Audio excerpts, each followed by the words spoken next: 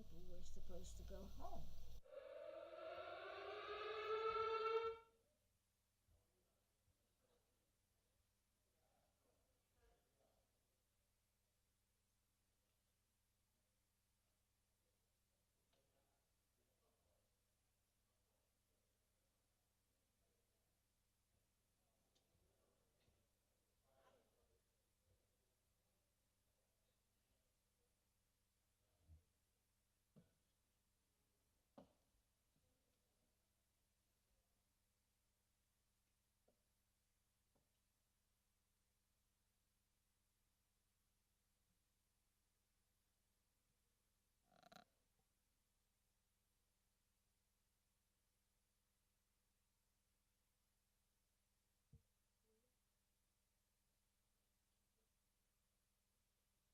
Good afternoon, everyone.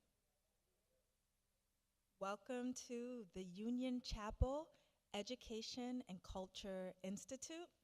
My name is Karita Brown, and I come bringing greetings from the Richard Taylor and Karen Ward, who regrettably cannot be with us here this evening. So I will serve as in delivering the introduction. So I'd like to begin by honoring the legacy of Dr. Charles J. Ogletree Jr. As we all know, he was a visionary civil rights leader, legal scholar, and tireless advocate for equity and justice in these United States. His groundbreaking work as a law professor, clinical legal innovator, and defender of public rights continues to inspire. Naming this forum series in his honor is a tribute to fitting to his profound contributions to law, democracy, and our collective public life. So let us join in honoring the late Dr. Ogletree. We are deeply grateful for our very generous sponsors, y'all. Um, the Hearst Television Corporation, Boston Medical Health System, the W.K. Kellogg Foundation, Boston University, and Report for America, and many, many others. Because of their strong and continued commitment, which is so very important, especially in these days where a lot of sponsors are pulling back, but they've insisted on standing 10 toes down on their commitment to this series. Because of that, it allows us this space for inquiry and radical curiosity and the best of civic conversation. So we say thank you to our sponsors. Give it up. So this is it, y'all. This is the season finale of the Ogletree Lecture Series for 2025. Our last convening, and what a powerful way to close by confronting an issue that's at the very heart of public life today, which is banning books is banning history. That's our theme. And we're honored to welcome three extraordinary panelists. So I'm going to start in the order of our presentations. So joining us is Dr. Willa Cofield, a lifelong educator and civil rights activist. And sometimes that word civil rights activist gets thrown out, but I want to give y'all a little texture to what I mean when I say that. Dr. Cofield, in her early days of her career, was a teacher in a segregated all-black school in Enfield, North Carolina. Now, yes, she did teach reading, writing, and arithmetic like every good teacher is supposed to do, but she also taught her students about voting. She taught them how to register to vote. And then those kids went home and taught their parents to do the same. Okay, so that's what we're talking about when we talk about the Dr. Willa Cofield. And at the remarkable age of 96 years young, she published this book, The 9 O'Clock Whistle, Stories of Freedom Struggle for Civil Rights in Enfield, North Carolina. So we will be enriched to hear about the memories of her students and this time in her community history today and learning more about her book. Also with us, we have Dr. Marian Orr, the Frederick Lippitt Professor of Public Policy and Professor of Political Science and Urban Studies at Brown University, my alma mater. Dr. Orr is a deeply respected scholar of urban politics, race, and African American political life. His most recent book, House of Diggs, The Rise and Fall of America's most consequential Black congressman, Charles C. Diggs Jr., is the first full-scale portrait of Michigan's pioneering Black congressman, bringing new understanding to political power, race, and institutional dynamics. And you might be wondering, well, where's the third panelist? Well, because I'm standing in the stead of Richard and Karen, it's me. So I'm gonna do the very awkward job of introducing myself. So, hey y'all.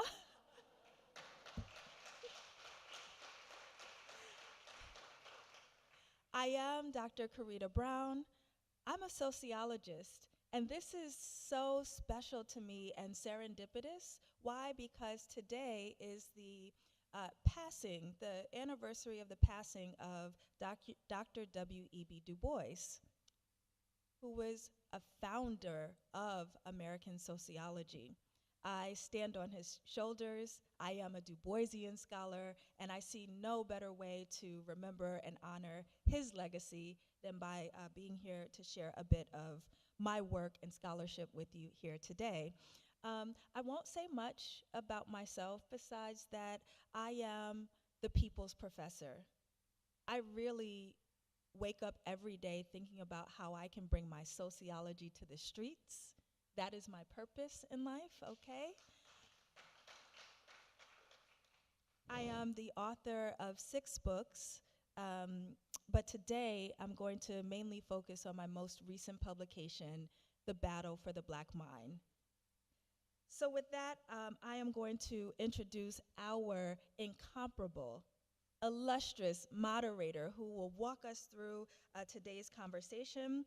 And please know that in good fashion, we will keep our remarks rich yet brief so that we can have a rich discussion with our moderator and also time for Q&A with all of you. So a few words about our moderator who will guide our conversation, civil rights attorney Charles F. Coleman, Jr.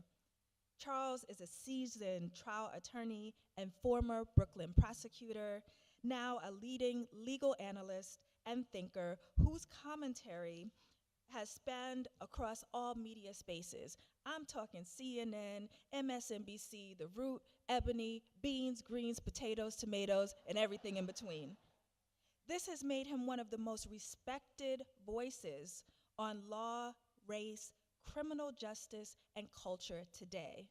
And in this age of misinformation and disinformation, we need voices like Mr. Coleman's more than ever. So we are honored to be led in this conversation by Charles Coleman Jr., who I now invite to the stage to offer a few opening remarks about today's theme, which is book banning in America. Thank you.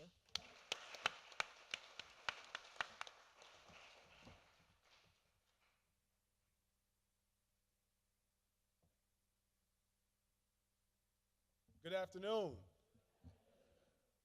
I am incredibly excited about today's conversation, and so I will endeavor to keep my remarks extremely brief.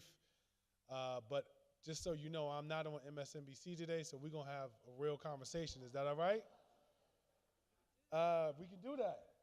So, you know, I'm up here intimidated because everybody on this, I'm here with 3 PhDs, and I'm just a guy. So, but in all seriousness, Dr. Brown just said something that resonated with me when she talked about the importance of using her skill set, her background, her discipline, and taking that to the streets, making it relevant, making it matter. I can think of no other more relevant conversation in this moment than the one that we are having that matters. When you talk about thinking about what matters, as I was sitting here, in listening to all of the introductions of our various panelists, I decided to just take a look and glance at what did the dictionary tell me the definition of democracy is.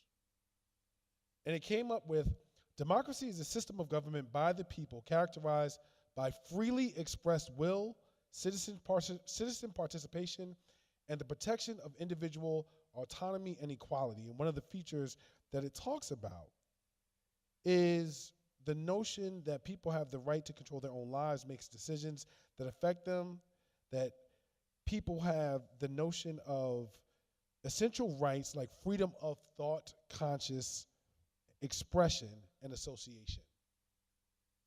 And that last piece, the notion of freedom of thought, conscious, religion, expression, and association, really struck me.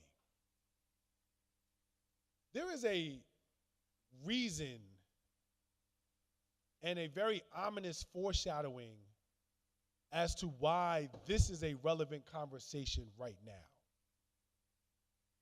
The reason is because our books are the edifices which house our legacies.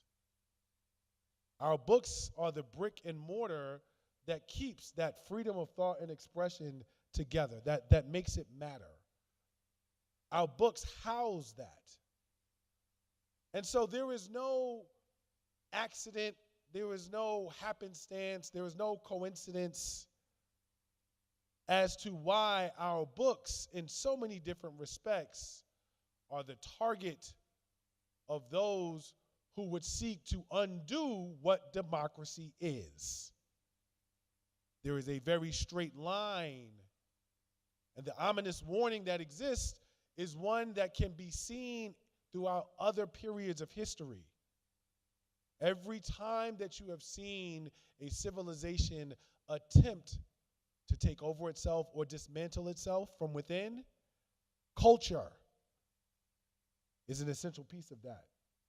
More so than the laws, more so than the men who are responsible for enforcing the laws, culture is an essential piece to that. Because if you control the narrative, you are able to control the people. So do not believe that this conversation that we are having about books, about our stories, about our own narrative is not relevant. As Dr. Brown has already said, this is a conversation that is being taken to the streets. And with that, I seek to waste no further time getting into this conversation that we are having tonight. I want to thank everyone for being here. The first thing that I would like everyone to do is, if you can, identify what the central theme, the centralmost thesis or theme of your work that you're discussing here today is, and why do you think it's most relevant in a time like now? Dr. Caulfield.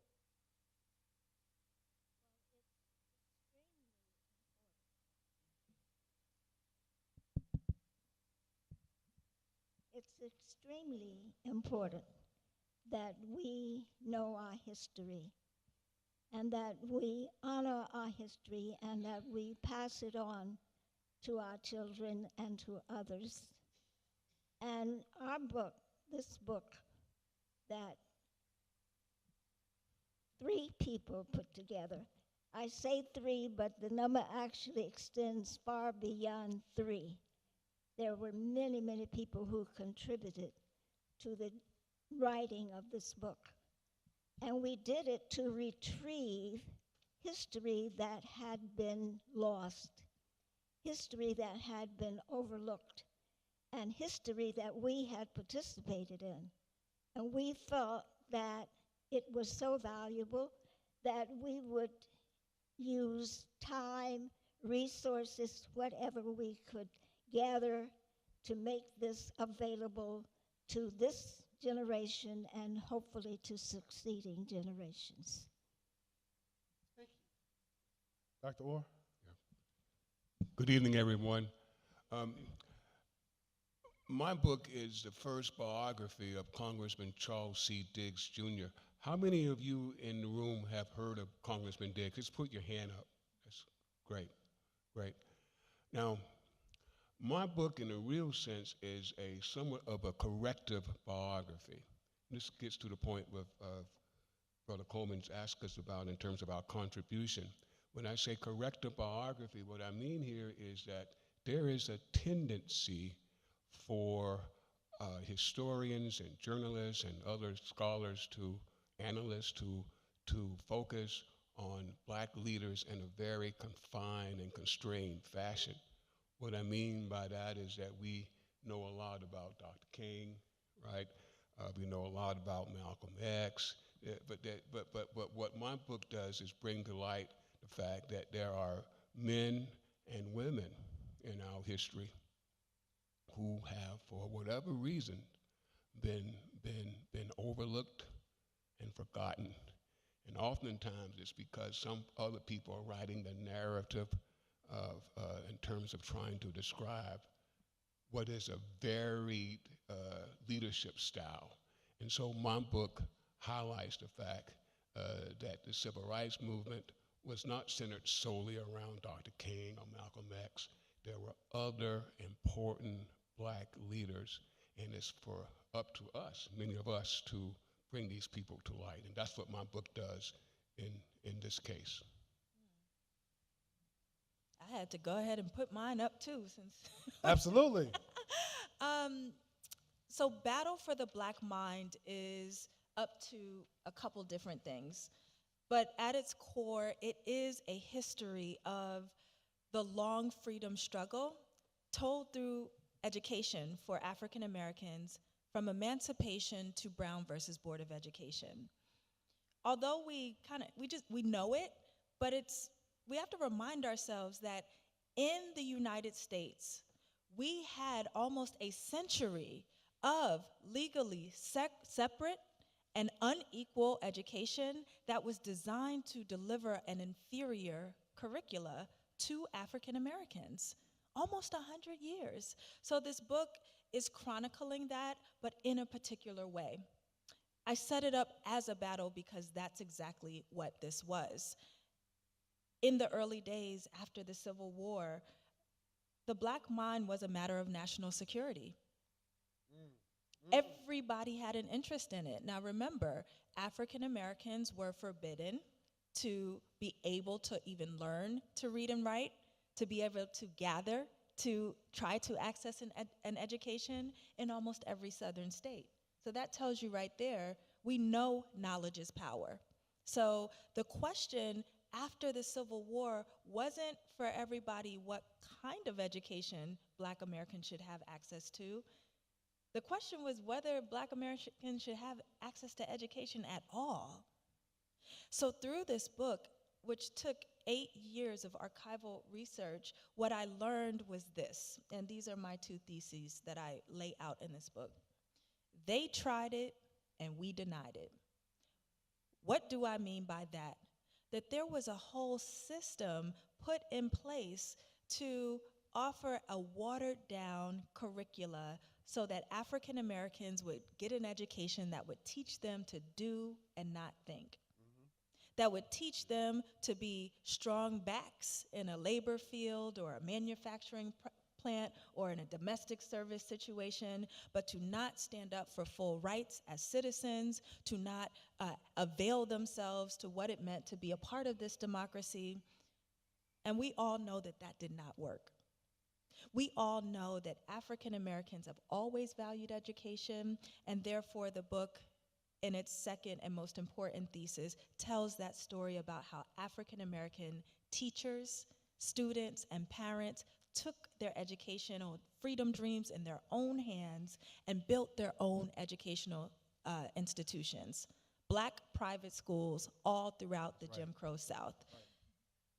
I want to stay right there for a minute because, again, we're talking about and I'm going to lean into this, Dr. Brown, this notion of taking what we are talking about here to the streets and keeping it relevant for our entire audience. I want to connect some dots, because if we don't understand these things, they become cyclical and they will repeat themselves. I want to really drive home, picking up where Dr. Brown just left off, an understanding of where we are right now. When you get a moment, I want you to look up PragerU. Some of y'all are making a noise because you know what I'm talking about, okay? I want you to look up PragerU, P-R-A-G-E-R-U. U is short for university. Now, what is PragerU? PragerU is essentially a think tank that has already been authorized in 10 different states. It is an educational think tank that is intended to target children attending public school. And it has lessons featuring Christopher Columbus saying that, well, being a slave was better than being killed. It wasn't that bad as compared to everything else that was going. These are actual lessons that are being taught in school that 10 different states already have okayed for their children. So when you talk about a battle for the black mind, and this is not new. You have the Daughters of the Confederacy, you have a number, Moms for Liberty, you have a number of different organizations that have throughout history attempted to rewrite American history to exclude our stories. And so when you think about the relevance, or when you talk about the relevance, these aren't just folks who are coming here from academia in some tall ivory tower of thought. These are people who are trying to make sure that this system is not disrupted in a way that leaves us on the outside. And so when I talk about PragerU and what Dr. Brown was just talking about, please understand that this effort that is taking place on the outside is active and continuous. Dr. Orr, I want to ask you, obviously a big part of your book deals with the notion of harnessing, leveraging, engaging, tapping into black political power on some level. As a political scientist and being the author of this book, what lessons do you think are most applicable to our current state right now that folks really should be leaning into as they read your work? Yeah, that's really, thank you. Well, one of the things that comes across very clearly in studying Congressman Diggs and his some 25 years in Congress is the word that comes up is persistence. He was a persistent advocate for civil rights, a persistent advocate in trying to bring down the apartheid regime in South Africa. Persistence is important, and we are a people who have persisted over the years. And when you look at Diggs and you think about the time period that he's working in, the 1950s, 60s, and 70s, where things are not lined up that well for civil rights and black folk, what you see in this man is a persistent push, trying to use all the levers he could as a Congress member, as a civil rights leader, building coalitions, persistently trying to raise the questions about our country. Are we doing right by black Americans? Are we doing right by blacks in South Africa? Persistently raising these issues. Now, I want to push back on you because I'm old enough to remember that word coalition building got a lot of people in trouble a couple of months ago because, and I said we're going to have a real conversation, y'all, because a lot of us looked to build coalitions and thought that we were standing in coalition with folks who left us holding the bag when the numbers came out. So how do you respond to that? Because it is a very real concern. That word is still very triggering for a number of us politically to think that we have, on a consistent basis, sought to reach out to people whose struggles may have been similarly aligned to our own. And it seems like over and over again, we're the ones footing the bill, and then folks have buyer's remorse on the other side. There are a lot of folks right now saying, Oh, I didn't know it was going to be like this. We told you it was going to be like this. So how do you respond to that notion of coalition building in this moment, given what we've seen in recent history? Diggs was working in Congress. He was working in a majoritarian institution where you had to build a majority coalition to get things done. So here you are, a numerical and a racial minority trying to get things done in an institution that requires majoritarian support. So when I say coalition building, for example, when you look at Diggs operating through this period of 1955 to 1980 when he was in Congress. Give you an example, and this is a very relevant one because we're dealing with it now. Home rule in Washington, D.C. is now under serious attack. The home rule bill that we have, legislation was pushed through the Congress by Congressman Diggs. Diggs had to build a coalition in Congress in 1973 to get home rule done. And it wasn't easy, okay? He had to bring along, for example, the conservative congressman from Kentucky, who, his name escapes me right now, his name is Natcher. He controlled the budget, and everyone respected this guy. Diggs knew if he was going to get a bill through Congress, he had to have Natcher on his side. There's no way it can get done. And so he had to make compromises, for example. One, including the whole police issue we're hearing now with President Trump being able to appoint the Emergency Police Commission. That was all a part of a compromise that Diggs had to work out to get this bill through Congress. President Nixon, a Republican, was not going to sign a home rule bill if that component was not in it, period. Now, we done heard 2 cell phones go off. The next person whose cell phone goes off will be responsible for a book report on all 3 of these. So make sure your phones is on silent out of respect for these authors and this very important conversation. So coalitions are essential. Sometimes they have to be reformed, reorganized, but coalitions are a key part of American politics, and oftentimes they are disruptive and have to come back together in a new kind of formation. Coalitions are essential. Diggs showed how you do it through the 1950s, 60s, and 70s as a member of Congress. I think that last point that you just said, coalitions are essential, is very important for us to understand, because I do understand why many of us have a bad taste in our mouths after November, after some of the alliances that we thought may have been ironclad didn't pan out. But the reality is, perhaps it is in our best interest to reimagine what coalition building looks like and to consider that, I wish I was the one who said this originally, but we never have permanent allies. We only have permanent interests.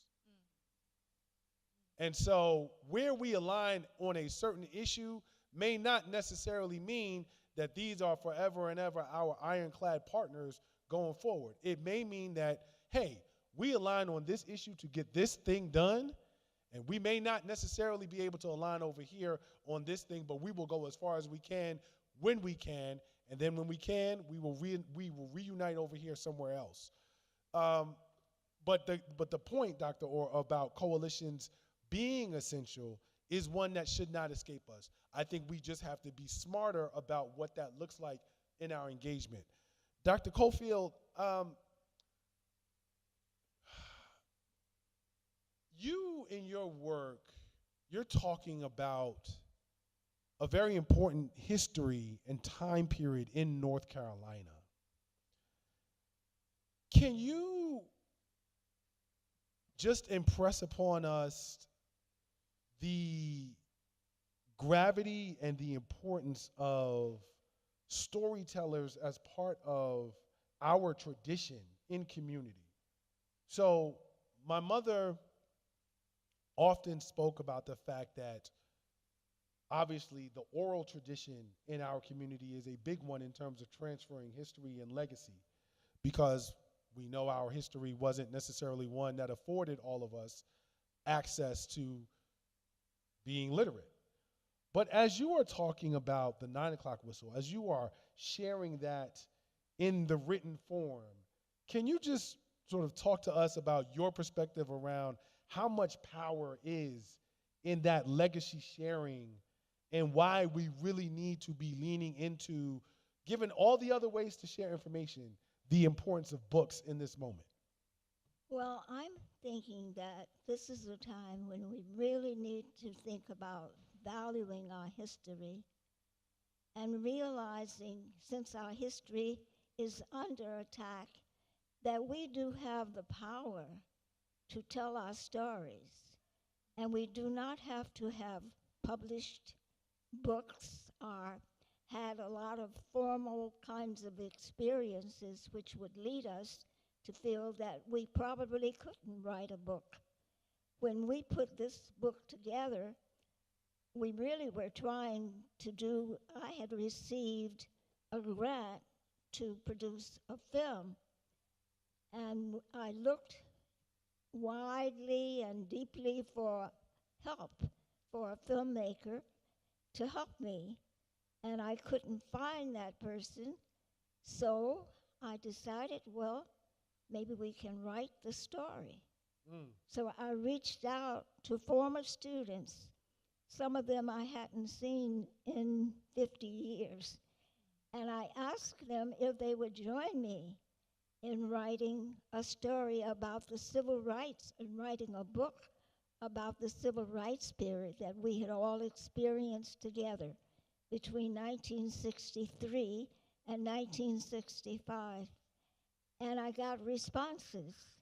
And two of the students are co-authors of this book. Amen.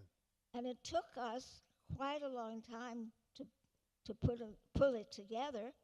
We found an unlikely publisher, the University Press of Mississippi. Oh, wow.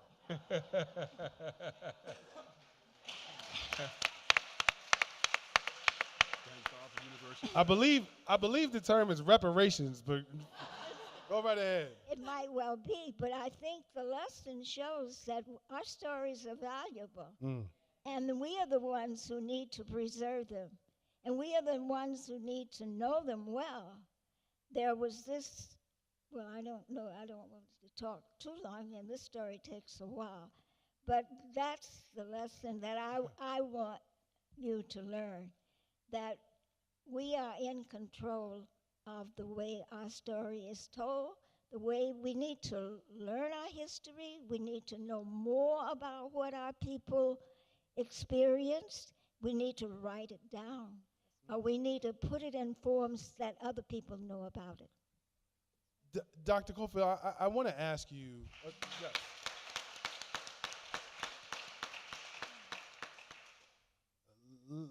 Make no mistake about it, every person on this stage has earned their right to talk as long as they want. And so we're gonna honor that. But Dr. Cofield, I want to ask you in particular, from the lens of civil rights, as you look out at the landscape right now, there are any number of burning fires. What concerns you most? Well, I think there is a general feeling of confusion, despair in some cases. We really are looking for direction, and I think that many people are looking at our community to take leadership, to be the ones to get out there and fight this battle. And I think that there is hesitation because it's not clear how we can take on those forces that are lined up to diminish our history and our people. So that is a major concern. Where do we go? And I think that while we are waiting for a clear signal that we need to give our energy to developing our own institutions. That's right. Our own organizations, our own communities, neighborhoods, and families. And we have always, I heard in, I've forgotten your last name, Carita? Dr. Orr? Dr. Brown. Oh, Dr. Brown. Dr. Brown's presentation, she talked about the cultural and educational values that our people have always had. And I deeply believe in that. That deep in our community, there is this drive and this energy that we really want to be good people. We are good people. And we put that into our children. I don't think our goals have been so much to gain material things. I think our goals have been more related to having justice and fairness and treating people right. And those are the values that I think we want to exercise and perpetuate. And I think if we give our attention and energy to that we'll be okay. And this is why we give you the time we give you. That's exactly why. I want to thank you for that and lean into. I got into a lot of trouble late in the election cycle, and the reason I did, people got mad at me because I kept saying before the election, I understand we don't like Project 2025. I get it. But where is the answer? What is the counter? Where is the plan that exists on the opposite end? It is one thing to say that's bad, we don't want that, that's not what we want. But if you're not presenting something that is a framework for action on the opposite end, you're not giving people something that they can lean into or latch onto. And so, Dr. Cofield, when you talk about the notion of investing our energy into our homes, our communities, our own political powers, as Dr. Orr has talked about, that's what I think of, and I'm so glad somebody else is saying it because they ain't gonna give you the heat that they gave me. So thank God for that. Dr. Brown, I wanna switch gears a little bit. I have a semi-pop culture question for you. And I think, you up here, you got your D&G belt on, your fly dress. I think you're the person who can handle this. How many of y'all know who? What's this woman's name? Jillian Michael, The Biggest Loser.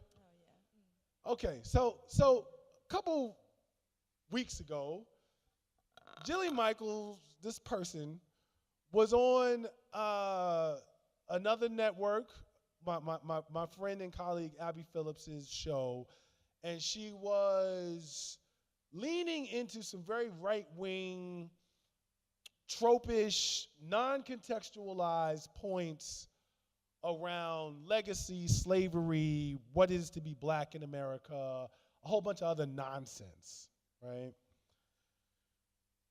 And there were a lot of people who had a problem with the fact that she had been platformed in that way and said, why are you putting this on a mainstream platform?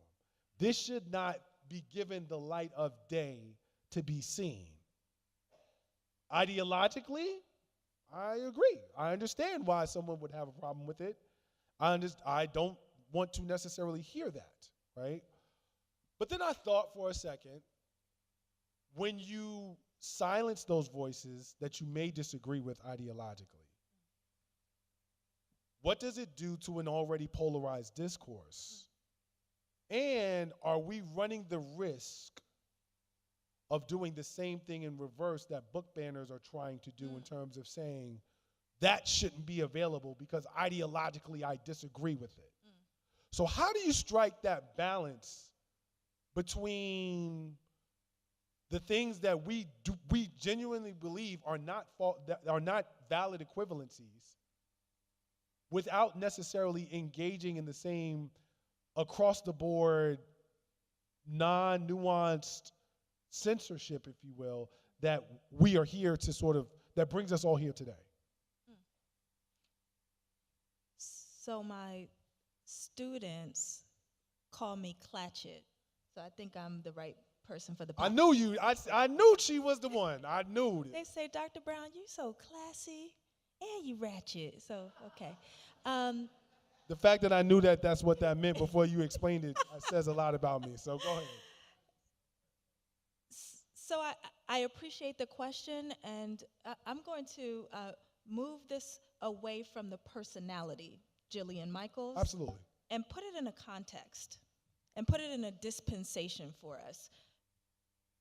The digital age has done a lot for us in society. It has allowed for the wholesale democratization of information, meaning that we no longer have to rely on 2 or 3 or 5 legacy media organizations to deliver our news and information. You can get your information from a podcaster, from an Instagram post, from TikTok. I be on TikTok, right? So there's a lot of value that this era has added, but what it has also contributed to is rampant anti-intellectualism. Say that again. What I mean by that is, and this is not a diminishing comment, because I believe everybody's knowledge is important, everybody's perspective. That's how we get bigger. That's how we grow, right? That's how we also develop empathy. However, it is not the same to sit on a stage and listen to a former wrestling executive or a reality TV star, whatever, pontificate on deep historical, contextual issues that we are still grappling with today that are causing rampant inequity and harm in some communities. You know, you can't just play with these things. Yes. And the digital age has allowed for everyone to believe that just because you have one of these, that it's the same. We are not the same in certain conversations when you're talking about experts. So Dr. Cofield has spent, how many years did you and your team put into producing the scholarship that became this book? We started in 2017, and it was published in 2025. That's a labor of love. We scholars, we give almost a decade of our lives per book because it not only is a labor of love, but that's our expertise and our training that took, I've been in school for half my life earning this PhD. At 24, that don't really count, but go ahead. Right. Dr. Orr, how long did it take to do the research and writing to produce this work of scholarship? It took me 10 years. Research, writing, and rewriting. I'll add the rewriting part. That's right, and 8 years for Battle for the Black Mind, and I'm marking this to mark it is not the same to then sit on a platform, and in fact, it's quite insulting and dangerous for us to just allow any old body to come and pontificate on issues like that without any accountability. And so I'm marking that as a feature of the digital age and how we might be mindful about our media literacy and what we accept in terms of what gets platformed. I will also say this, because another thing that the digital age has done, and you've marked this, we've become binary ourselves. What I mean by that is if you don't like something, you get to swipe. You get to just turn it off. You can cancel somebody. What even is that? So in canceling and deleting folks and swiping left when you hear something that either challenges your worldview or that you know is just flat out wrong, it atrophies our ability to enter into critical discourse. Guess what, y'all?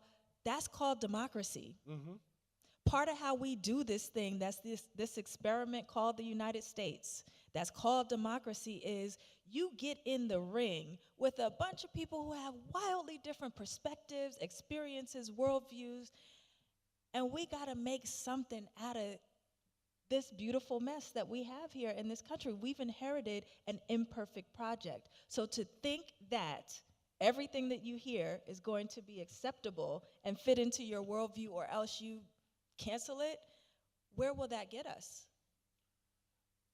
The point of democracy being an exchange of ideas, it really goes back to what I was talking about initially as being one of the core features of how a democracy works.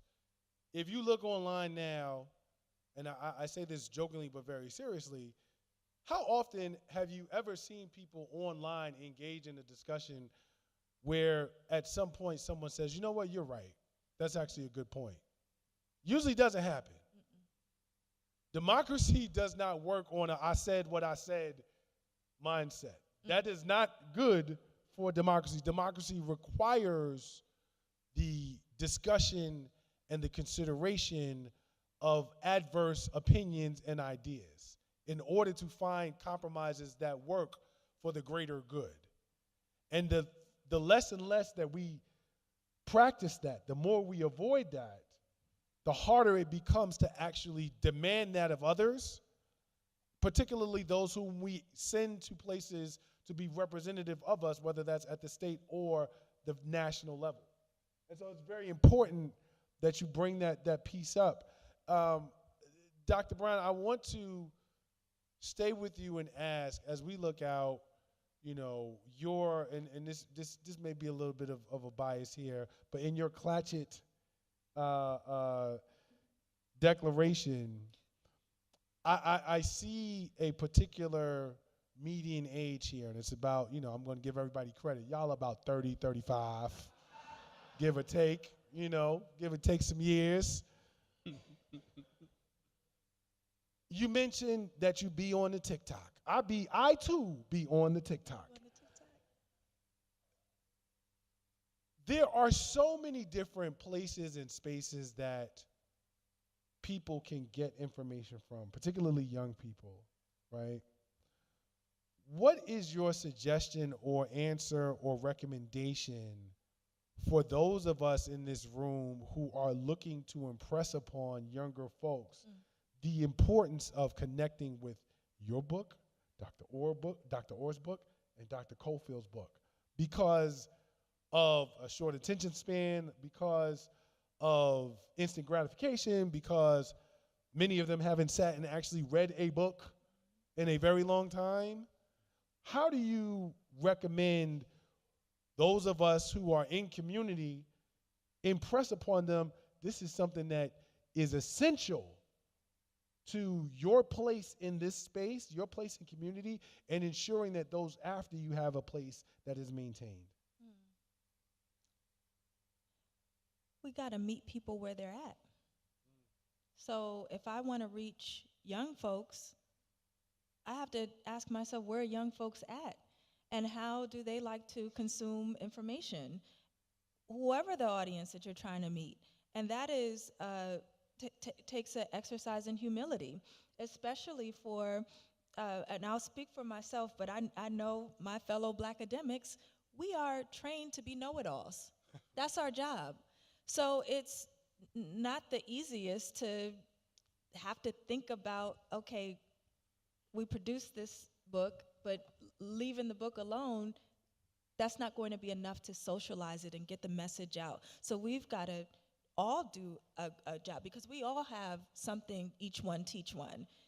And to get out there and share your stories, share what you know, get bigger, learn, but we've got to move out of our traditional spaces.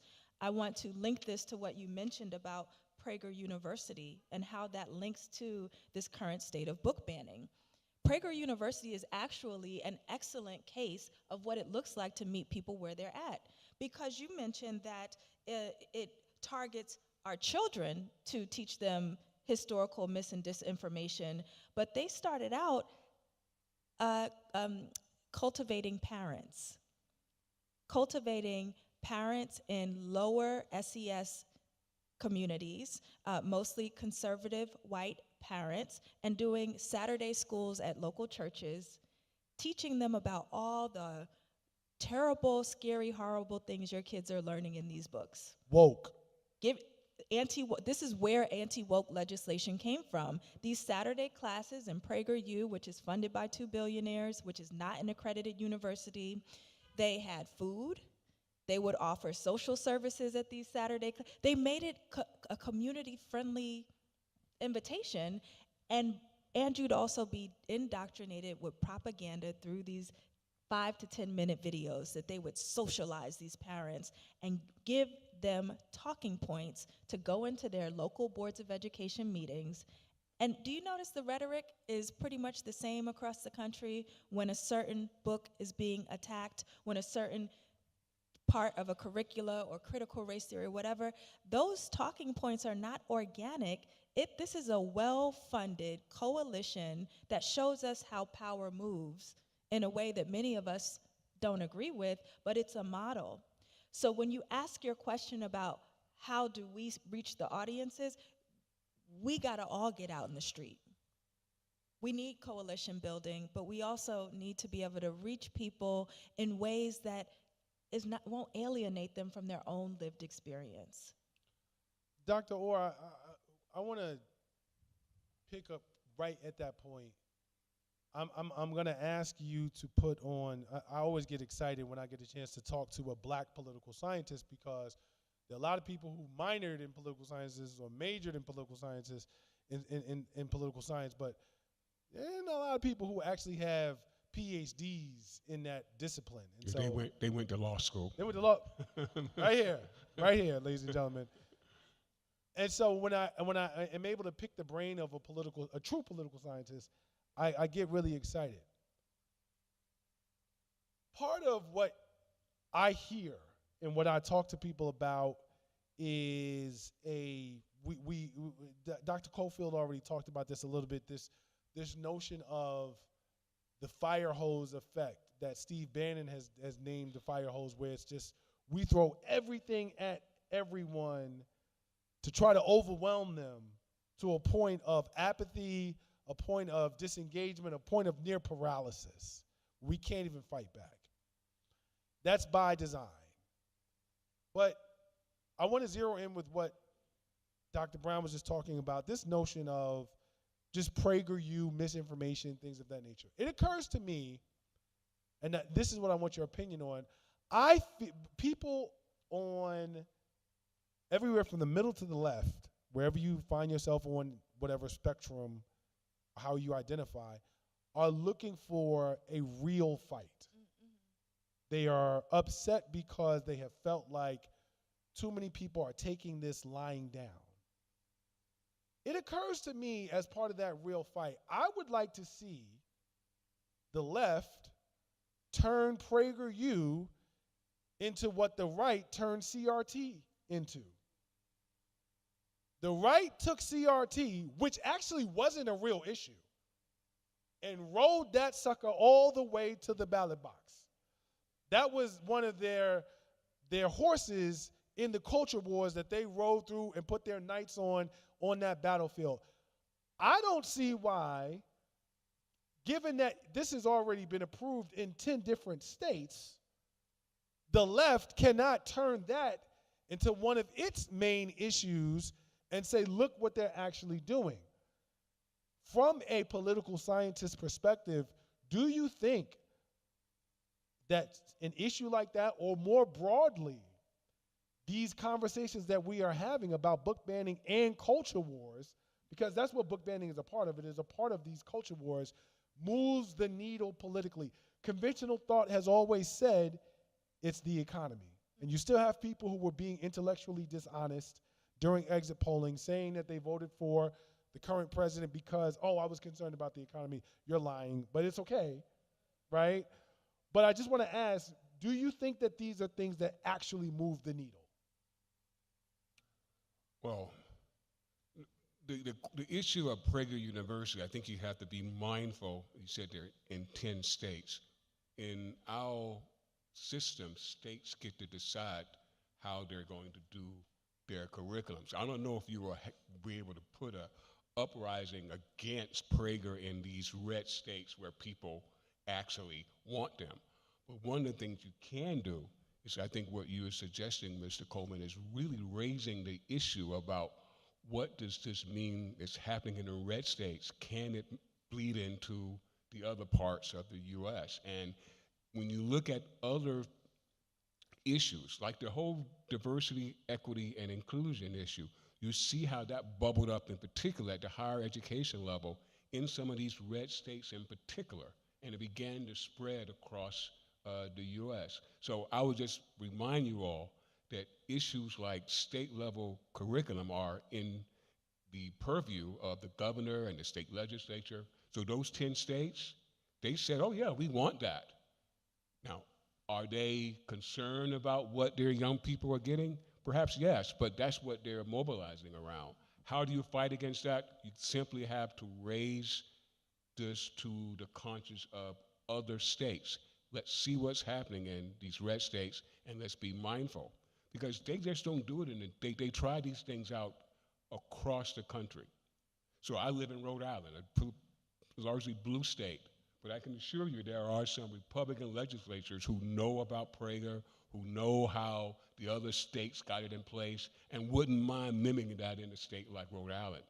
So it's a real political issue that, as Dr. Brown said, bubbles up at the community level and then rises to the state level in terms of this is the kind of curriculum we now want to have for our students. Yeah, it's a dangerous thing in some instances, but that's the way our system is set up. That states have this kind of control. But what does it mean for our nation to have certain kinds of curriculum being taught across certain parts of the country about African Americans, about black people, compared to other states? I think it leads to a very, very interesting dynamic for us as a nation as we try to call ourselves a United States of America. Well, I think one of the things that Dr. Cofield's infinite wisdom should have made us think about is the responsibility and importance that we have on ourselves not to leave this type of education to the hands of our oppressor. I think that we all have to recognize that we have the power, regardless of the supermajority that might be held in our state house, but not just the power, but the responsibility.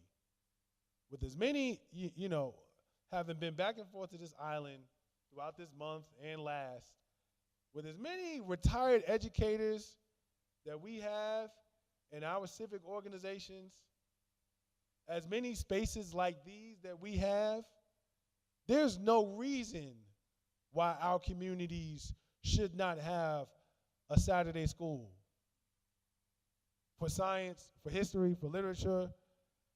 I mean, I don't know who in here, we got, count them up, we got 9 different Greek letter organizations. We've got the Urban League, we've got the NAACP, we've got the Links, we got Boulay, we got a ton of different organizations, not just to mention black people who give a damn, right?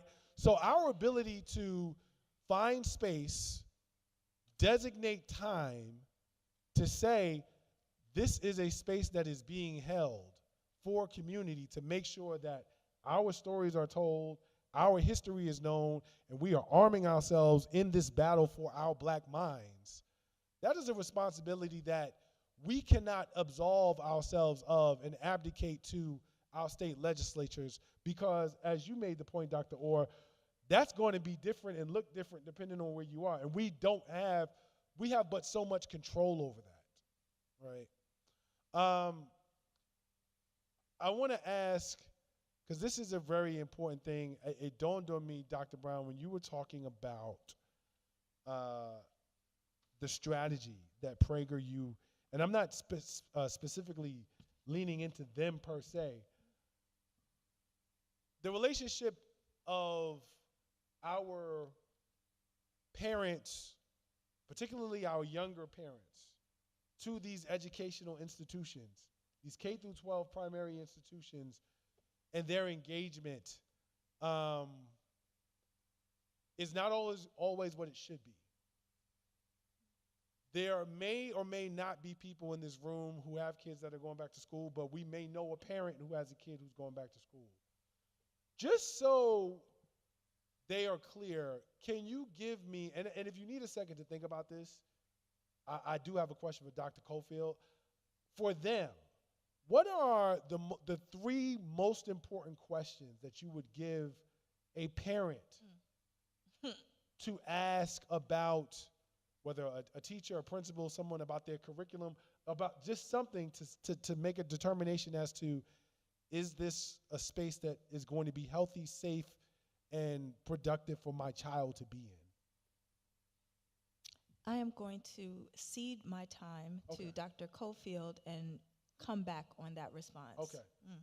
Dr. Cofield, I'll be giving people homework up here. You see how that goes? Dr. Cofield, I want to talk to you about what we are seeing right now in D.C. because it has significant implications for urban centers throughout the United States. We know that there has long been a movement to try and turn D.C. into a federal city and to deny its rights or putting it on scale with the other states in the union.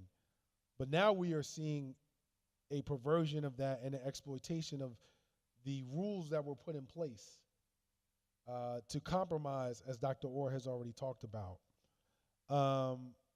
Given everything that you've seen and the conversation now about the potential expansion of this National Guard program to Chicago, to other cities, and Dr. Orr, you can feel free to chime in on this as well. Are you concerned? Does this remind you of anything in history? And sort of what advice do you have for how we process and look at what is going on? Because there are some people who sit here and they live miles away from D.C. They live in Atlanta, and they think, this can't happen to me. There are some people who live in Baltimore who think, maybe this might happen to me. So what are you thinking about as you sort of see how things are unfolding, and what's your reaction to it? Well, my reaction is one of deep concern. I have no real knowledge of anything that in my lifetime has quite been like that in terms of the encroachment of one community upon another. I certainly have heard of that, but I have not witnessed it. I think that we must protect ourselves as best we can. We must prepare our young people to be careful and mindful. We know that giving them talks and giving them advice about how to protect themselves, how to take care of themselves when they are approached by the police, that we need to do that full time.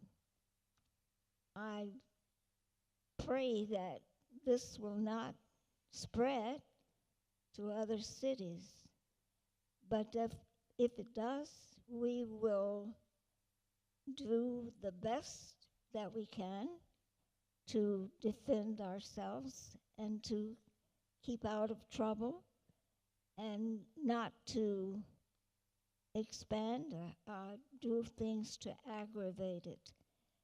But I feel that it will not spread. I pray that this experiment will not go forward with a great deal of energy. Something, I don't know whether it's just prayer or just hope, but I feel that we can look to the past and say that whatever obstacle we faced, that we just find a way. We have survived some terrible things. We have the example before us of our foreparents who even survived slavery, which was the most brutal of experiences. And we survived survived the Reconstruction and the Jim Crow, and we found the energy to attack that. So I'm going to have faith in our community and our resources that we will rise to whatever occasion and whatever strategies the other side produces. Amen.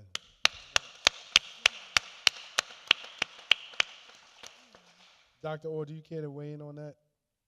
On the DC piece in Yes. particular, I'll just make the observation that the U.S. Constitution gives Congress exclusive authority over the district, Article 1, Section 8, Clause 17.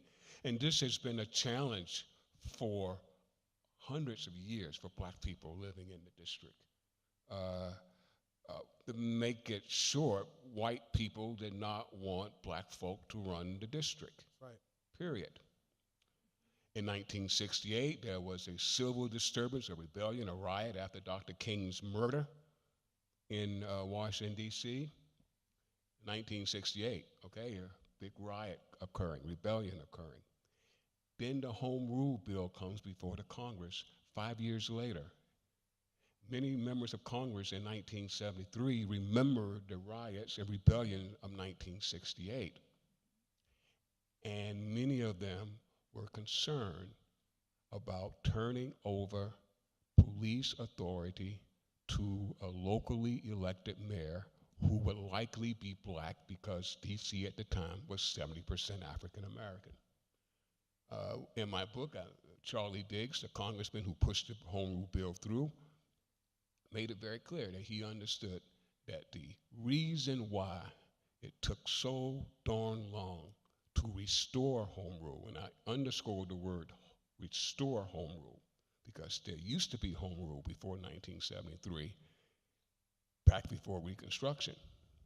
And so Diggs understood that if he was going to get a home rule bill through, he had to be mindful of Article 1, Section 8, Clause 17, that says the Congress should have exclusive authority.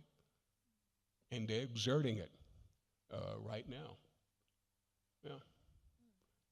How you fight back, again, it's the issue for the 750,000 or so people who live in the District of Columbia is statehood. Diggs, let me be very clear, Congressman Diggs understood the deficiency of home rule. He knew it wasn't going to solve the colonial status of the district. But he also knew that in 1973, you could not get a statehood bill through the Congress. I want to thank my panelists for leaning into so many different areas connected to this conversation, because I knew upon looking at this roster that I had some brilliant minds that were going to be able to talk a lot more about a lot of other things than their books. But please understand that all three of these works need your support. And so, if anything, you've heard from each of them regarding the central themes and theses of, did I say that right, theses? Of their books, in such a way that this is sort of a peekaboo into the minds of the folks who have written these works and why these are worthy reads, each and every one of them. Even as we sort of go off, the fact that they are able to take what we are talking about in contemporary fashion and connect them to their works in such a relevant and poignant way to me is all the evidence that you need and should have or should require in terms of why you need to be getting these books today. But Dr. Brown, I believe that you may have some answers for us. Yes, and I ceded my time because I can't be short-winded on a good question No, like that.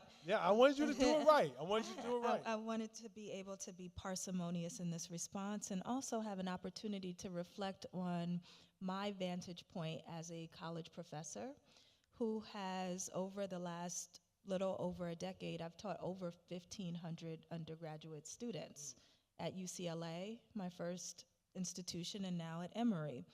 And I think about, as a person who doesn't have biological children of her own, what I would share with parents of my students who I love so very much.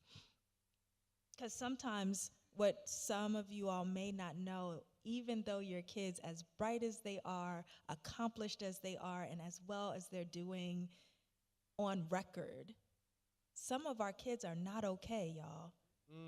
I need you to know that on the most elite campuses with the most resources. So here go the three questions, and I'm gonna tie it into a story because that's the way I learn the best. I mean, I could listen to the stories I've been hearing on this panel all day. So the three questions are this to parents. What to you are the aims of education? That's a philosophical question for every parent and household to know for yourself, because that is not universal. That's particular to your child, your values, and how you want to cultivate their educational journey and experience. What I mean by aims of education is school is so much more than just getting reading, writing, and arithmetic. We need that, but it also develops character. Schools create citizens. There's so much more that happens. So to you, what are the aims of education for your child? Number two is, can my child be safe in this institution? And that isn't, is my child safe? It's not, will they be? It's, is it even possible for my child to be safe physically and psychologically in this institution? So to think broadly beyond rankings and resources, okay? Especially for Black and brown children going into predominantly white institutions. And the third question is, what am I willing to do to ensure the integrity of education for my kid and the kids in my community? So this question is asking parents to think beyond your own individual outcomes for your children, but what does it mean as a civic question? Let me make this make sense through a very short story about Mary McLeod Bethune. She is one of those educational entrepreneurs that I feature in Battle for the Black Mind. And one thing that I highlight in this book is how Mary McLeod Bethune did it. She was born the youngest of 17 children, not enslaved herself, but almost all of her family had experienced slavery at some point. She, unlike most of her siblings, was able to get an education, K through 12 and a little bit of college. Mary McLeod Bethune knew she wanted to be a teacher. She knew she wanted to found a school. So she wanted to be an institution builder. That's how she ended up in Daytona, Florida, because she sought out a community that didn't have a public school for Black kids. I need y'all to know that in the Jim Crow South, there were many cities and communities that didn't have one school for Black kids to go to, okay? So she set one up in a place that didn't have one. Well, Mary, although she had vision, she had genius, she had wherewithal, she ain't have no money. She got there with $1.50 in her pocket. Went to the community and shared her plan, her vision. I want to build a school for this community. Parents, I want you to know about this. What can you do? And guess what? Those community members said, well, I know how to do carpentry. I can help build the facility. Well, I can garden so the kids can eat. I can sew. I know how to do a little reading and writing. I can be the English teacher. And the community helped to found the Daytona Institute for Negro Girls that then becomes a co-educational institution that goes from an elementary school to a K through 12 institution in Daytona.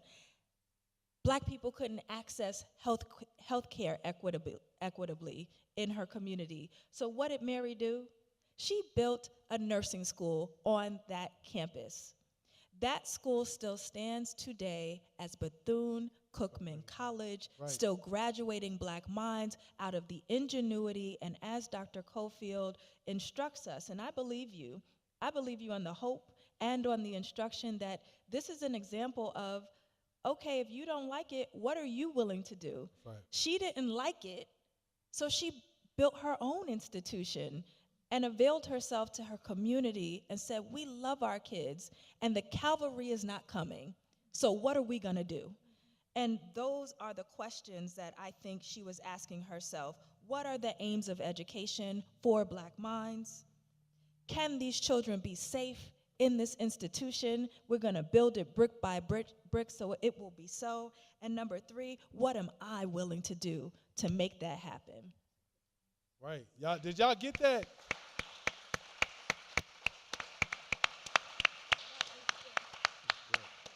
I want you all to really think about that, because this conversation and conversations like these really don't mean anything if they end here. The point is to take what was discussed here and go out and share it. And so Dr. Brown has just given you 3 nuggets, a bunch of different nuggets, but in that one answer, 3 different nuggets that you should be sharing with anyone in your circle who has a child in school, who's thinking about these things and everything else. I have a question for Dr. Orr, but before I do, I want to note that we have a microphone down here for the public. So I am going to begin opening up conversation and questions if we have any from the floor. From the public, we would normally have someone walking around, but because, as we've said, the 2 folks who have so graciously put this together were occupied, we're going to have to ask you to make your way to the microphone. Do not be bashful. If you have a question, I will make sure that you get heard. But in the meantime, Dr. Orr, our political scientist, now I had Dr. Brown answer a question as to what she would recommend as the 3 most important questions to a parent with a child in the education system. I want to pose to you a question that dovetails from the theme of your work, not just House of Diggs, but also more broadly as a political scientist. When we are talking to people in community, young, old,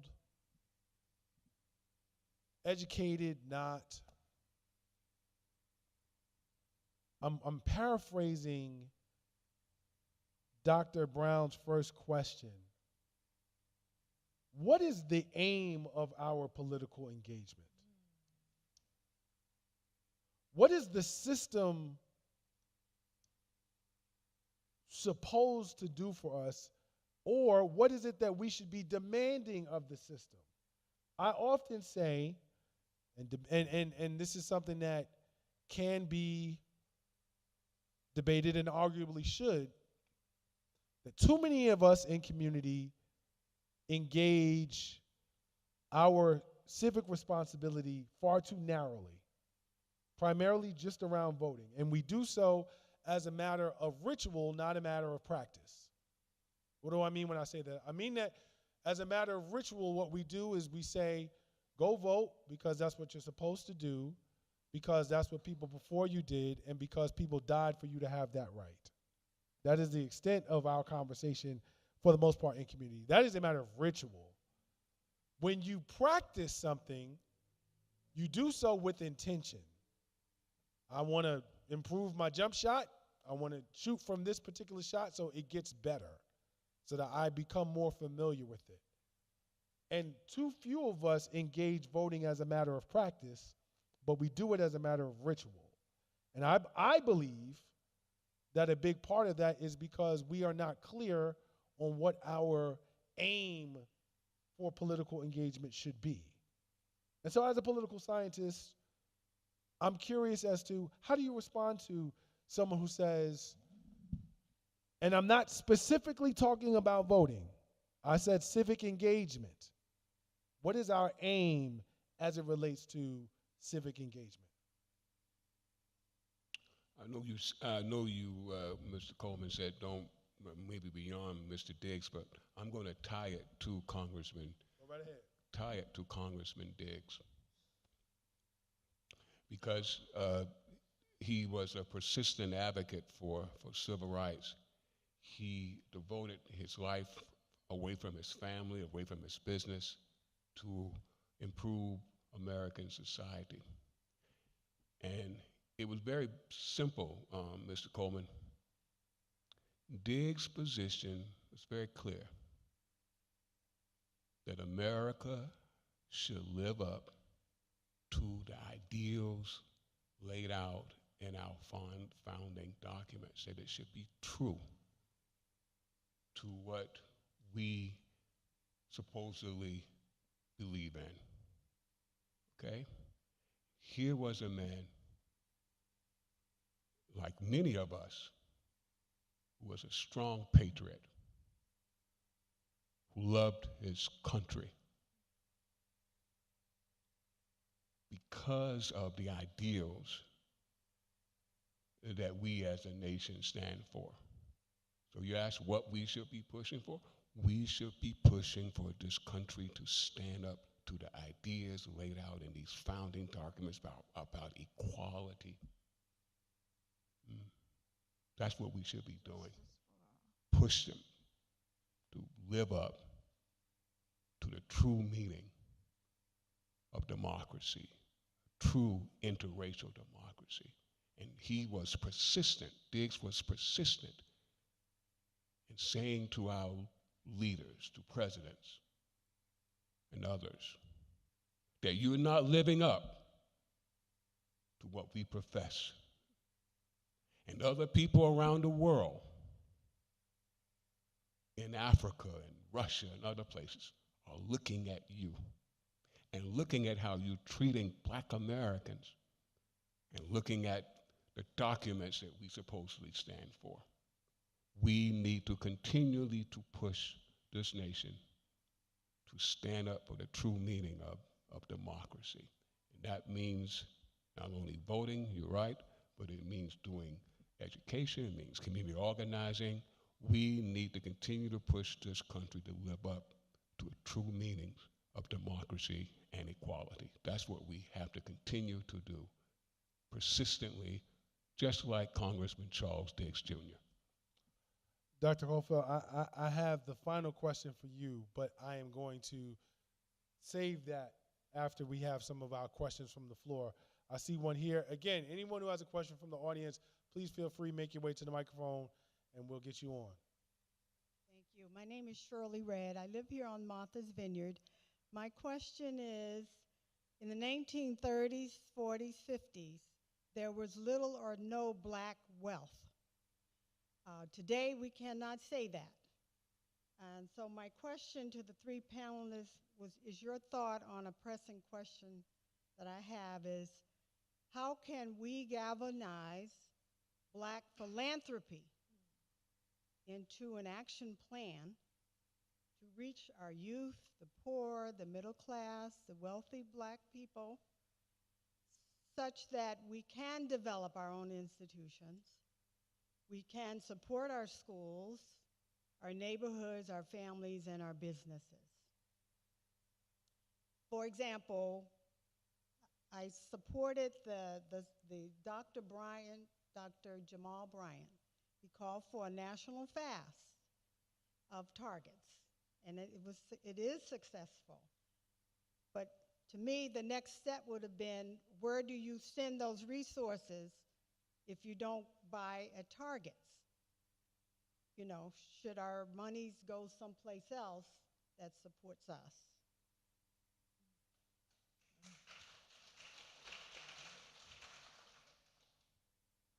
Dr. Brown? That's a really important question that has historical significance and examples that we can draw on. I sit on the board of a small philanthropy, so understand the workings of the ecosystem from a practitioner advisory standpoint, and also in my research, the Battle for the Black Mind offers a very trenchant critique of the role of big philanthropy in Black education and the consequences, often harmful, to the system itself enacted and perpetuated by philanthropy. Your question was specific about Black philanthropy, and I'll say this. We have blueprints and models in our history. Our ancestors and elders left it for us for collective impact models that can be right now adopted by philanthropic organizations. What I mean by collective impact is where, and philanthropies do this all the time, they will converge on an interest, let's say, increased civic engagement, if that's the thing. And you will have 10 to 12 to 15 big philanthropies that are moving billions of dollars. They'll say, okay, we're going to converge on this issue of increased civic engagement, but we understand that there's room at the cross and work to do for everybody.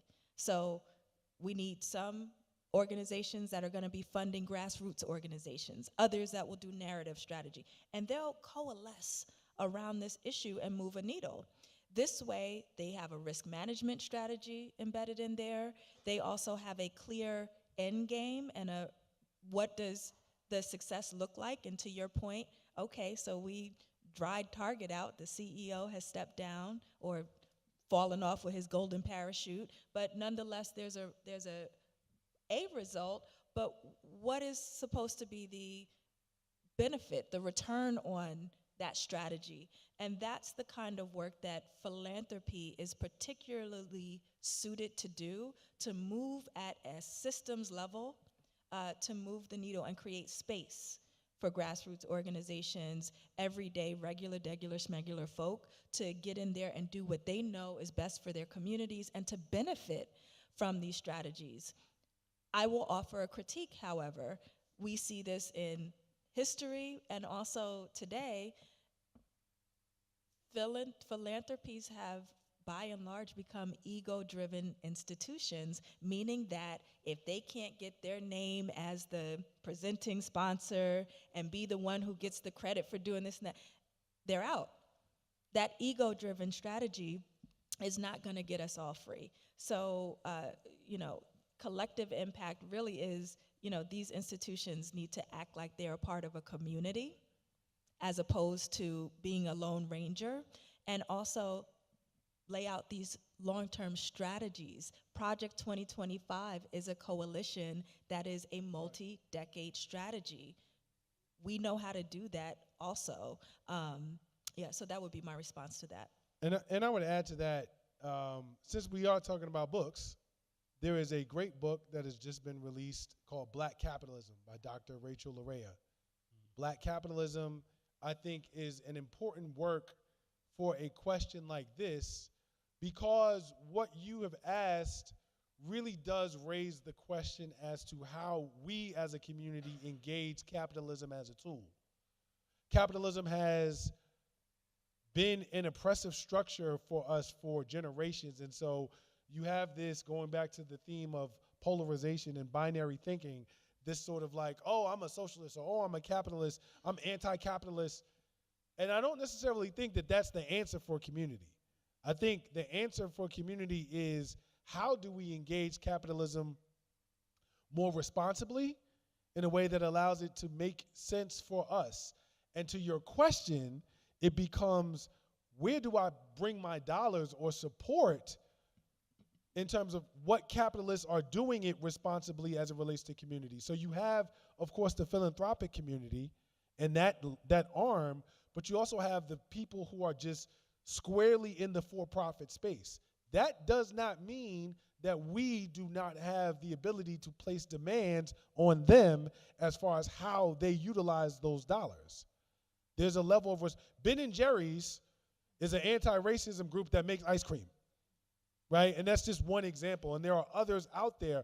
So I think that when you rethink, reimagine, and better understand capitalism, for example, it also fits into answering your question in terms of where you spend your dollars, when you encourage other people to spend their dollars, and what demands you place on the folks who you actually give your support to. We have another question over here. Hello, good afternoon. My name is Vedna Haywood. I'm actually in between places. I just moved here to Martha's Vineyard, but currently live in another area in Massachusetts. And I just wanted to ask the question. I also want to thank you for the presentation and this insightful discussion. In what ways can local elected members effectively protect, promote, and advocate for civil discourse in the context of debates over book banning? And what strategies can you suggest that can influence community trust, student outcomes, and democratic engagement? Oh, that's a really good question. Dr. Orr? You guys can split that up if you want in terms of. I think these folks should do this since they're doing the education stuff. That's not off my bailiwick. What would you say to that, Dr. Cofield? Well, I haven't followed that issue that carefully, so I'm not certain that I should be the one to answer that question. So it's more of like a political. I'll just add this. We're in a really interesting time, as you all know. There seems to be in a large and growing part of our American society questions about the value of science, the value of education, questions about science. We're in a period that, at least in my lifetime, I haven't experienced at all, where facts are no longer considered facts. You know, it's a really different, strange, I would say strange environment at this point. And I really think people are really trying to figure out how to operate within this very strange, different, changing environment. If I can offer a little bit of a suggestion, not as narrowly as the book banning issue, but more broadly on political issues, where I have found success and where I've seen other people find success in being able to reach some degree of compromise or moderation. Number one, do not wait until the school board meeting, the community meeting, the formal actual gathering, for that to be the time for debate. That is when people are going to show up to show out. And if that's the first time that you are actually interfacing with folks who may think differently, it's not going to go well. That's number one. Find spaces and places that are dialed back where you can set the stage to have certain conversations. That's number one. Number two, for some reason, I do not know why, we always start at the place where we disagree. Go the other way. Start at the spaces where there is perhaps some agreement or some alignment. And I know people may say, well, if we agree, what's there to talk about? That's the point is you are building momentum for understanding and learning how to listen to each other and talk through things. And to be honest with you, there are a lot of things that you actually agree with, more so than there are things that you don't. But you don't get there because you start with the stuff you disagree with. The last suggestion that I will make, and this goes back to something that Dr. Brown said earlier in her presentation, is we have got to get away from this binary mode of thinking, where if someone says one thing that we disagree with, we don't want to listen to them at all. The reality is, if you take any leader from across the spectrum of reality and you ask them 10 different things about 10 different issues, you might agree with their approach or their ideas maybe on 6 or 7. I don't agree with myself all of the time, right? Like, in all reality. And so waiting for you to agree on every single point before you can sort of align or discuss or converse with someone else, that's what folks want us to do to keep us apart. So when you go into these conversations, have the expectation that, you know what, there's likely going to be some stuff that we don't see eye to eye on. But if in this neutral ground that's away from all the hoopla and the cameras and ain't nobody getting no extra points for their position being ratified, we can find 2 or 3 things to begin with that we actually kind of see eye to eye on. That is a start to build momentum. That is a start to build coalitions. And you take that momentum and you build on it. And understand, I guess the last piece is that it's a process. Very few of these issues were unraveled overnight, and so they're not going to be mended together over lunch. It's going to take building some understanding before those types of things take place. So those would be sort of my practical suggestions to try to begin addressing it. Thank you. Can I just respond briefly to that also? And trigger warning, okay? With love. I want to be specific in responding to your question about banned books, but also expand how we are talking about banned books, because banned books is really just a symptom of a larger problem, and that is a wholesale attack on this country's knowledge ecosystem.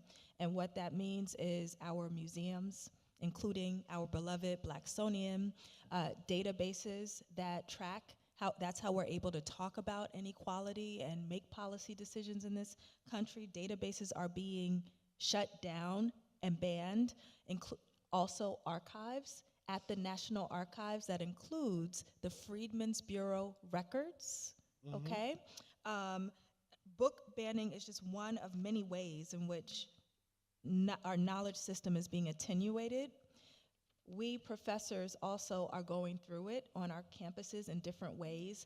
For example, on my own campus, for the first time ever, like ever in doing this job, our administration demanded that all faculty furnish our syllabi for the next school year.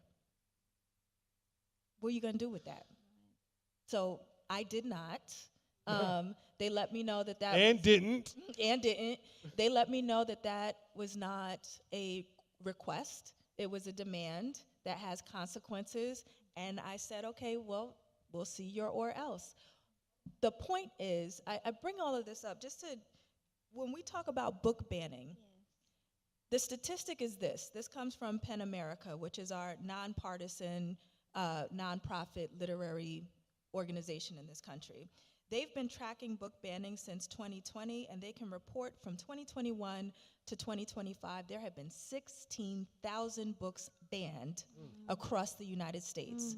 That is more books, more titles than some libraries hold, okay? So your kids, depending on what schools they're in, might not be able to read Tony, might not be able to read Jimmy, might not be able to read Nikki, okay? Including our best contemporary writers.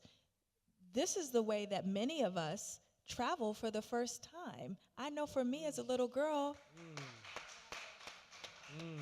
first time I left my community was through a book. So this is robbery, but why I say this is a trigger warning is that these are telltale signs of what it looks like when you're entering into a fascist regime. Facts. We are there. Absolutely. Facts. We are there.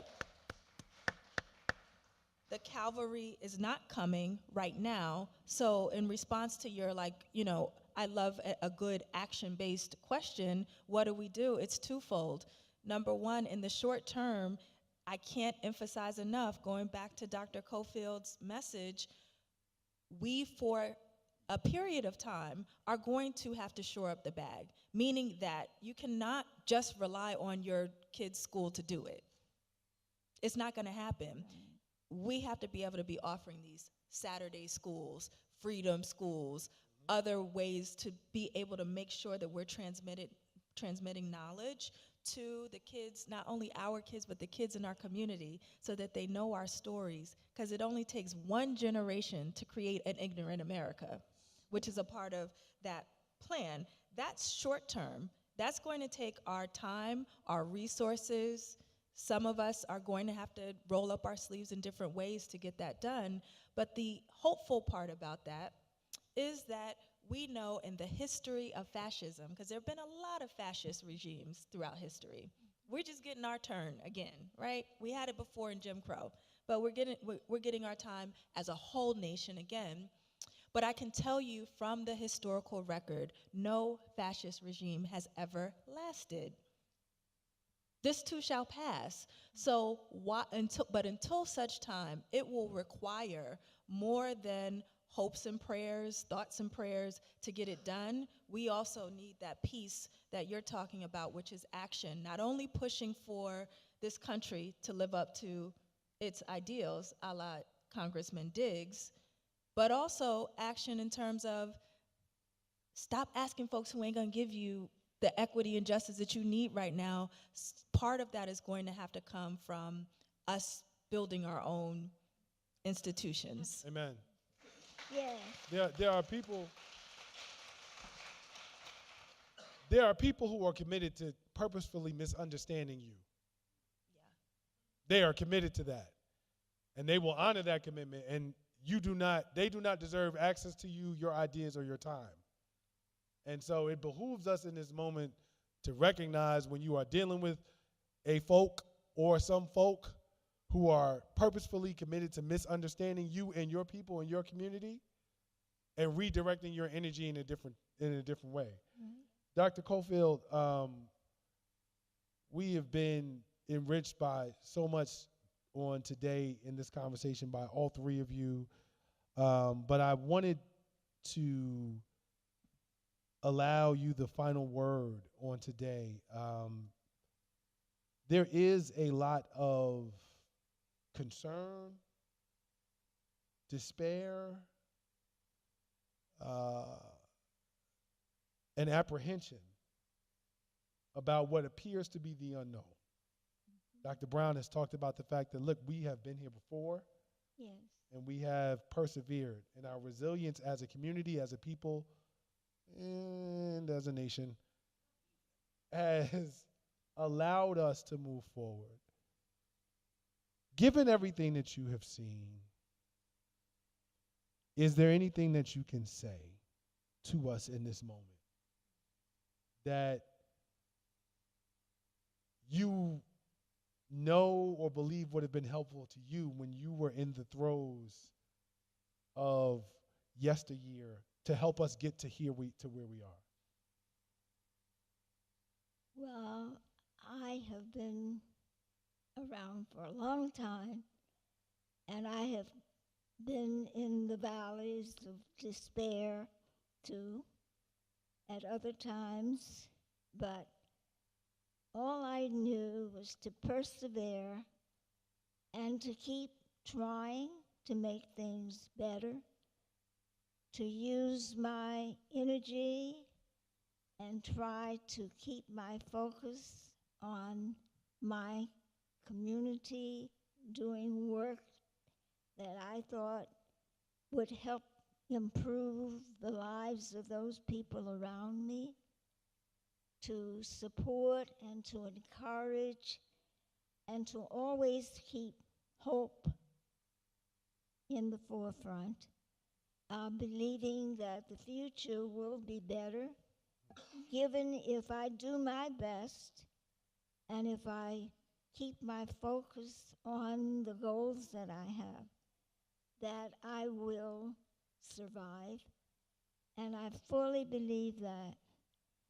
And I was thinking about there are many things happening. I think this period that we're in is firing us up, those in our community. And it's being done in many ways that we don't know about because those kinds of things don't get publicity.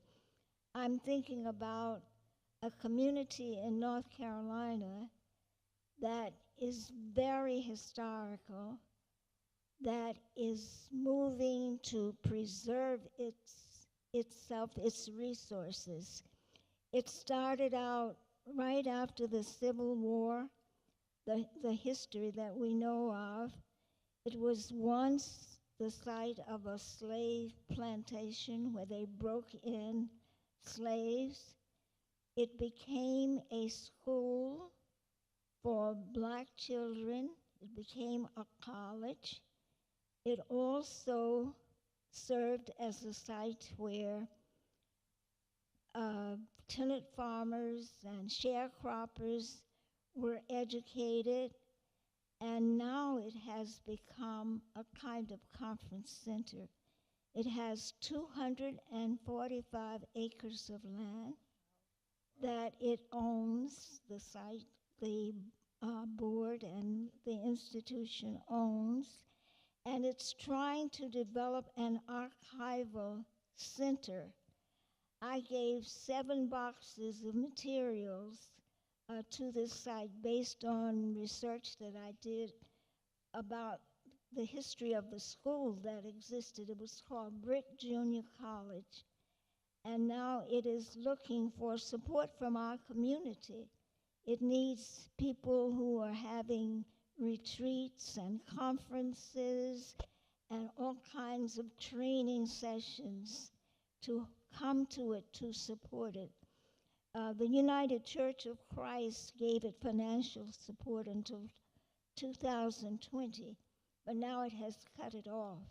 So it's a resource that we have. It's a historical site itself. It offers a lot for our future in terms of saving our history, of bringing scholars and people together to strategize and think about our future. So I think we have to support initiatives like that and do what we can to educate ourselves and our children. The things that they're not getting in school, we have to do it for them. Several years ago in our community, we started, and I was one of 2 people who headed up this project. We started Boys and Girls in Conversation, and we had students read a book each month and then come together to talk about it. And we know that those students grew and gained lots of skills that they would not have had. So I think we're going to have to just develop these projects and support the programs that are out there and take over some of the responsibilities of institutions that don't serve our children well, that we have to do it ourselves. Amen.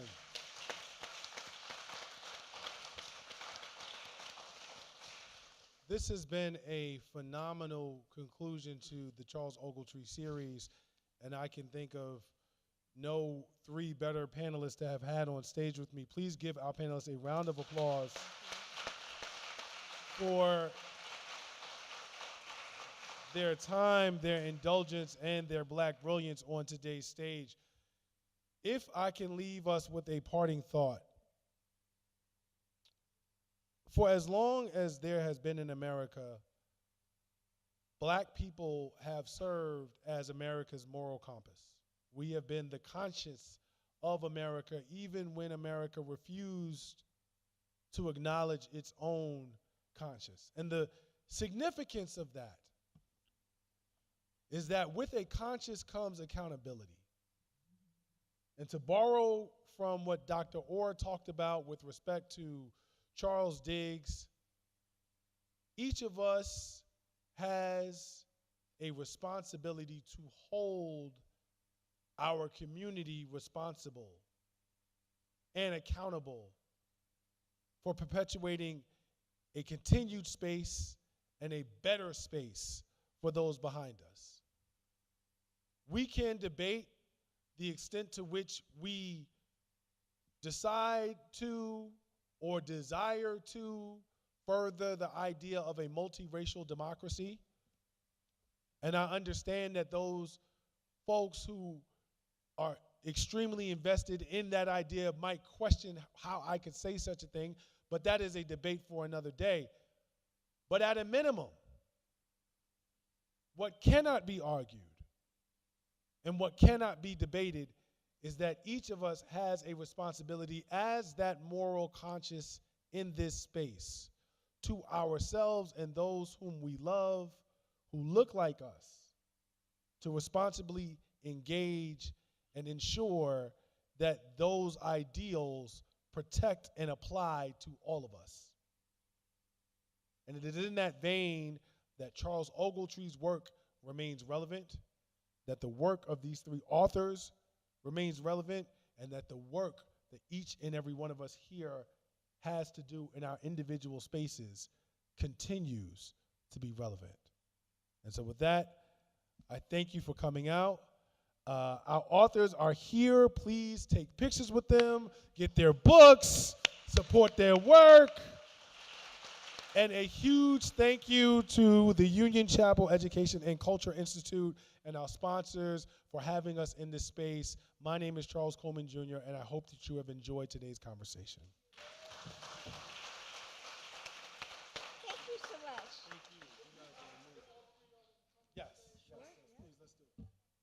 What are we going to do? You guys were fantastic. Good job, man. Thank Good. you. I appreciate it. Thank you. No,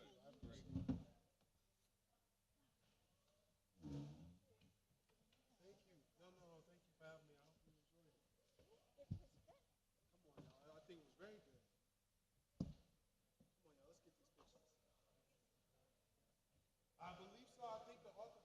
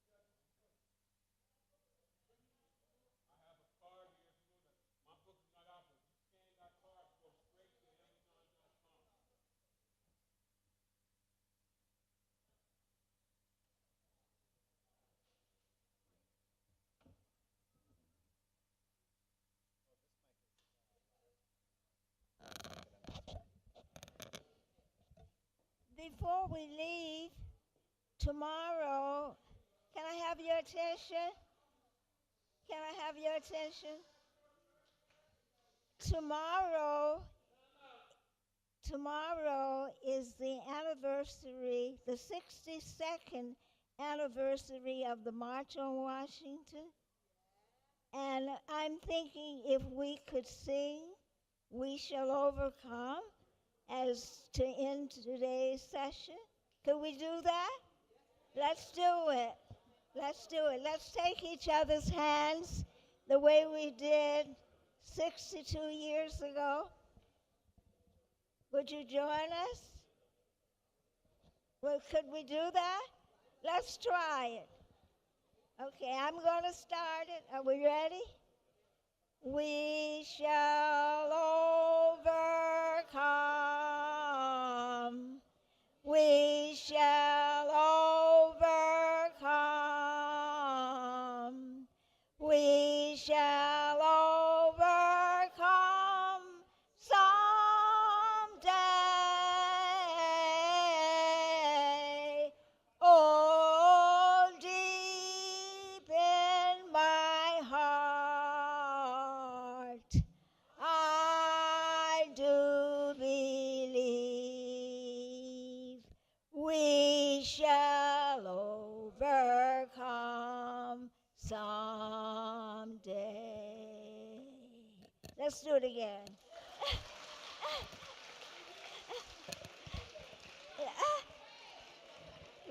We